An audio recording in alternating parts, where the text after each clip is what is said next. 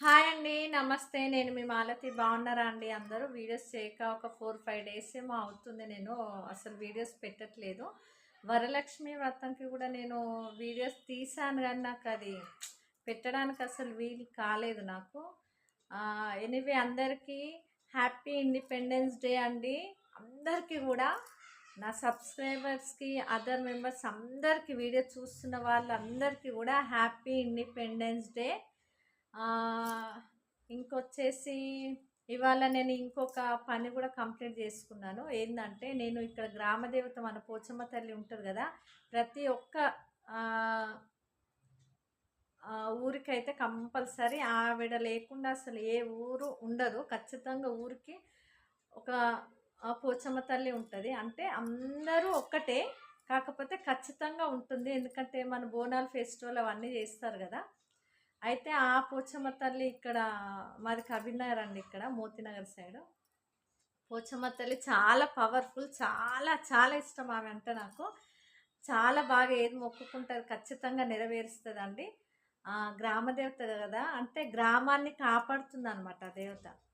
నాకు తెలిసినంత వరకు నేను చెప్తున్నాను. అయితే ఆమెకి నేను, అమ్మకి, అదే పోచమ్మ తల్లికి నేను వడిబియ్యం పోస్తానని మొక్కుకున్నాను. అయితే ఇంకా ఇవాళనే పోసేసి వచ్చాననమాట. పోసి వచ్చాను, కంప్లీట్ అయిపోయింది.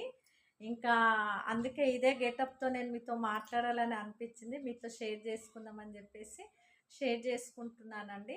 నాకు చాలా హ్యాపీగా అనిపించింది. ఇంకొకటి, ఎవరి మనసులో అయినా ఏదైనా బాధ ఉందనుకోండి, చాలా చాలా చాలా బాధ ఉందనుకోండి, దాని గురించి మనం ఆలోచిస్తూ కూర్చొని ఏడ్చుకుంటూ ఏడ్చుకుంటూ ఇంట్లోనే ఉంటాం కదా, బాధ అన్నది ఎక్కువైపోతుంది.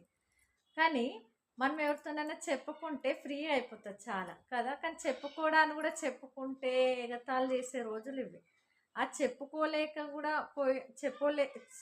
చెప్పుకోలేకపోయినప్పుడు ఏం చేయాలంటే, ఎక్కడైనా దగ్గరలో ఉన్న టెంపుల్కి వెళ్ళి, ఏ దేవుడైనా సరే దేవుడి సన్నిధానంలో కూర్చొని మంచిగా దేవుడితో మనము, మనుషులకైతే నోరు విప్పి చెప్పుకోవాలి మన బాధ, కానీ దేవుడికి అవసరం లేదు కదా. మన మనసులో అనుకున్నప్పుడు దేవుడు వింటాడు.